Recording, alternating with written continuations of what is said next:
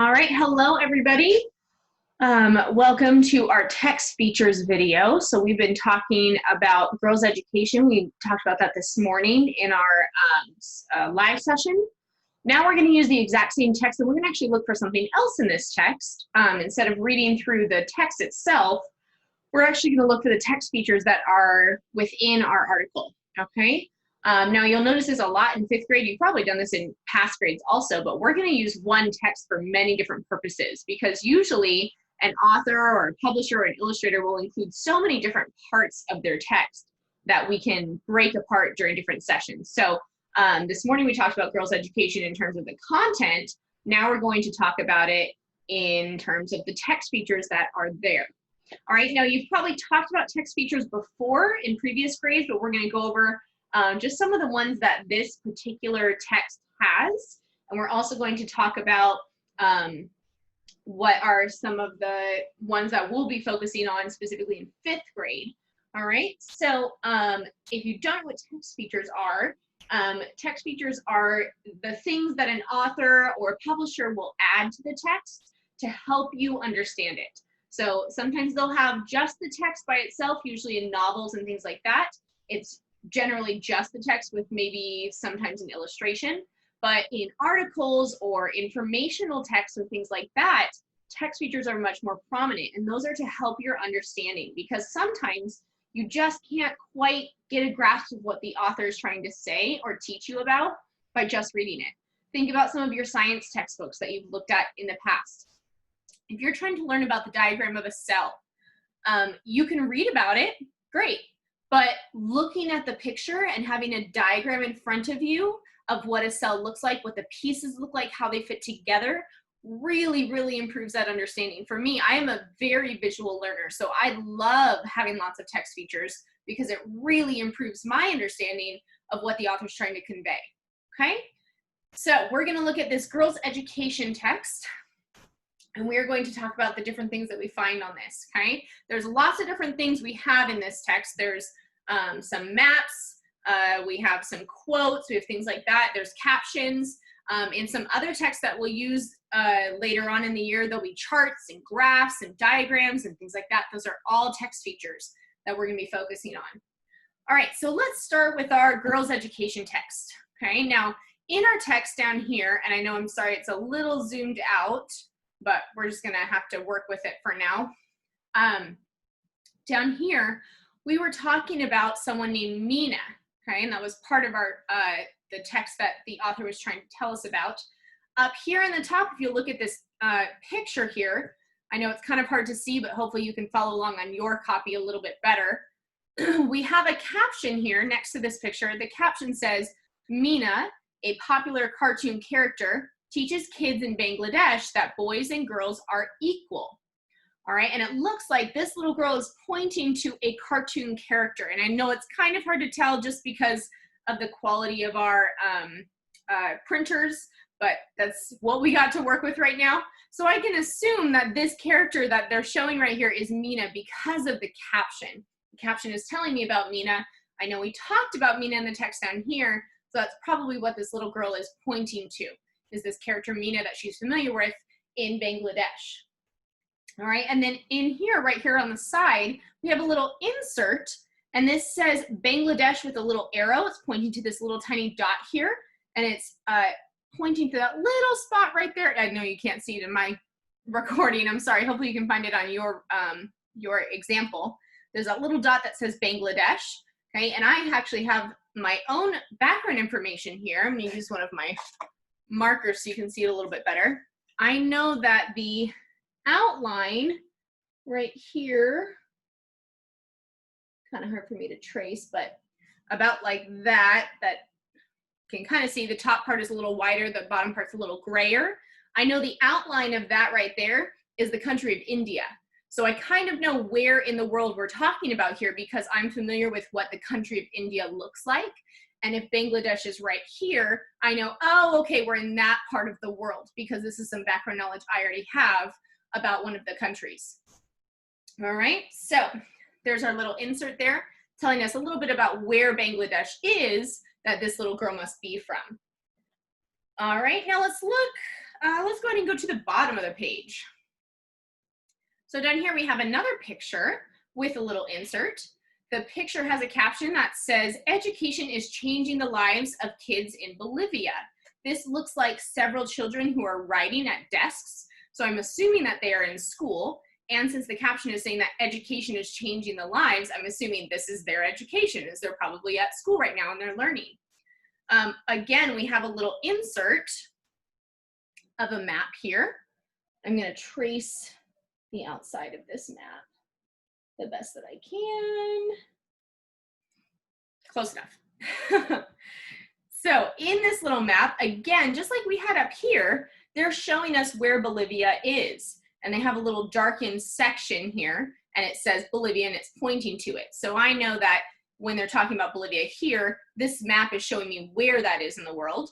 And I can kind of tell, hopefully you can see in your version, that there's a bigger outline around Bolivia.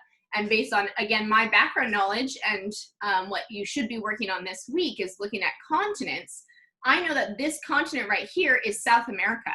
So again, I have a better idea of what I'm looking at because this is in a continent that I'm familiar with. I know this is South America, and I know that Bolivia must be in South America, so I have a better idea of where in the world we're talking about. Okay? All right, now let's go ahead and go over to the side here. All right, talking about girls speak out. Okay, so this is something we didn't read when we were going over this all together in class or in our live session. So we're gonna go over it now because this is actually a text feature. If you'll notice, let me see if I can zoom in real quick. Sorry, let me play around with this a little bit. All right, that's a little zoomed in. Hopefully the lighting's still okay. Aha, okay, that's better. Here we go.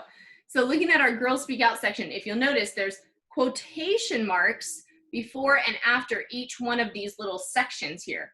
Here and here, here and here, here and here, here and here. So they are part of the article altogether, but they're not part of the text here. These are quotes. These are quotations from different people. All right, so I'm going to read this first one and see what I can learn about my text, what it can help me understand from this first quotation. Okay, it says, "My mother has suffered very much in her life. My dream is to be able to tell her she doesn't have to worry anymore because I'll look after her. If I could go again to school, it might help." And this is from Sumi, who is 11 years old in Bangladesh. All right, now let's look at our next one. She says, "My dream is to become a doctor, but dreams remain dreams. School is only free up to this year." Jasmine, 13 years old, Bangladesh. Okay, well, I know if she's 13, that's about 8th grade. I was 13 in 8th grade. So that means her whole high school time is not free like it is in the United States. So if she can't afford to go to school for high school, she's not going to go. And I know that to become a doctor, you need a lot of school. You need way more than high school. You need a bachelor's degree, a master's degree, an MD. You need a residency. There's a lot of schooling that comes with being a doctor. And if she can't even go to high school, that's going to be very, very hard if that's her dream. Something else I'm noticing so far as I'm reading is this was from Sumi, and then this was from Jasmine. And our title of this little insert here with these quotations is Girls Speak Out. So what I'm assuming is that these are all quotations from girls who are probably talking about education, considering that our whole title is about girls' education. So these look like they are personal experiences from different girls who are talking about how their lives have been affected by their education and what their dreams are for their own education. All right, let's read our next one. "Before, it was harder for girls to go to school and it wasn't easy for them to finish because they had to work. I think that is changing because everyone in the community understands how important it is to have an education." That's from Liliana, who is 6 years old, from Bolivia. All right, well, that one gives a little bit of positivity. It looks like Liliana believes that things are changing, that before she thought that all girls needed to go to work and couldn't get an education, But she says that is changing because people are starting to understand how important education is, which is fantastic. All right, let's go to our last one. It says, usually I get up at 5 a.m. to fetch water for breakfast. Okay, I'm gonna just pause right there because that's a, wow, 5 a.m. That's usually earlier than I wake up. Every once in a while I'll get up before 5, but it's rare. And that is early in the morning, 5 a.m. And she's not even just getting up to get ready for work or go do a workout or something like that. She's waking up to go get water. That's something I'm never gonna understand because I don't have to go anywhere to get water. I can just turn on my faucet and I have clean water right there. That is very different than the life that I've been living. I'm gonna keep reading and see what else she has to tell me about her experiences that I might not have understood. There is no water here, but a truck comes a couple of times a week to fill a container at the end of the road. It's not far, but it gets heavy. I also have to help my mother with chores before I go to school. I feel lucky because my parents didn't have the chance to go to school when they were young. Francisca, 12 years old, from Bolivia. I love this part right here where she says, I feel lucky, because based on what she had talked about up here, I would not probably feel lucky. Sounds like she has been living a very difficult life. She has a lot of things that she has to do every single day, and she still says that she feels lucky. And I think a lot of us would probably be confused about that because this doesn't sound like something that is lucky, a life that is lucky. But she is so grateful just to be able to go to school because even her parents didn't get a chance to do that. So she believes that she is lucky because she is finally getting something that has not been available for such a long time. All right, so those are some quotes that are helping us understand the context of this story, giving us some personal application of what they are talking about with girls' education. All right, now if I turn it over, we've got some other stuff over here. Okay, and these are very interesting. We've got a couple really cool text features here. Up in the top, we have this little bio called Meet TJ. This is about a boy named TJ Daniels, who's 12 years old. And what he did was he organized a school-wide trick-or-treat for a UNICEF campaign. So if you want to learn more about TJ, he has a whole little insert here, and you can read through what his story is, what motivated him, and what he did, which is a really cool story. All right, now what I really want to point out, one of my favorite things is maps. I love maps. I love understanding where things are, what things look like, how everything is connected to each other. So I love this map because this helps me understand where UNICEF is, where it's doing work, and things like that, so I can get a fuller picture of this whole story. All right, so this says, the map below shows some of the places where UNICEF is working. Learn more about UNICEF and these countries as you read from your TFK Extra. That's Time for Kids. Unfortunately, we don't have the extras pages. We only have this article.